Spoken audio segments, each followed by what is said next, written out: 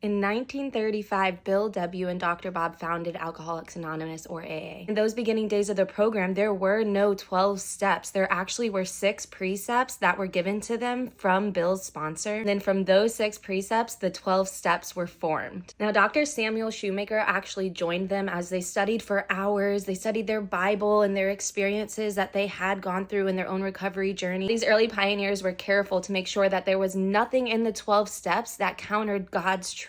Now, if you read the book Dr. Bob and the Good Old Timers, it will tell you that in early recovery that Dr. Bob used to have every newcomer come into the rooms and say a prayer that you were powerless over alcohol and that your life had become unmanageable. And out of this study, an approximation of 93% of people had a success rate of never relapsing. Now get this, John D. Rockefeller Jr. actually sent his son to Ohio to go see what was going on there. This was getting told all over that 93% of these people were somehow cured from their alcoholism. And this was every one of their responses, that they had all experienced a conversion experience with God. Now, in order to remove any barriers to inclusion on religious views, AA actually didn't include any Christian verbiage in their literature, so it actually has gotten throughout the years more secular based and completely away from the God base. When you go into AA, you'll hear a power greater than ourself, right? You won't hear God usually. It's always very broad based, or God as we understood him.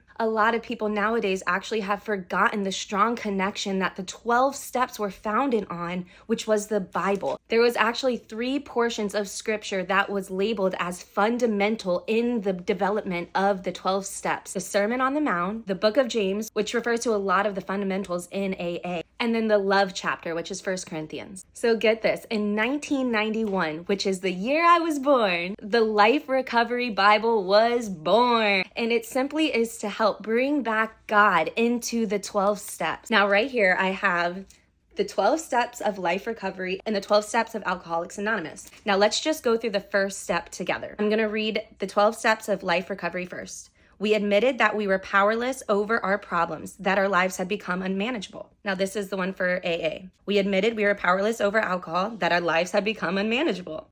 So there is a lot of similarities in the steps, but with the Life Recovery Bible, we're saying God. We're saying Jesus. We're not saying a power greater than ourselves or the ocean or whatever other religion there are. We are specifically talking about God, the Bible, Jesus, his love. That's how I am working my recovery. So right now, if something has just been pulling at your heart that you want to start a change in your life and that this is screaming your name, then let's start right here together right now. We admit that we are powerless over our problems and that our lives had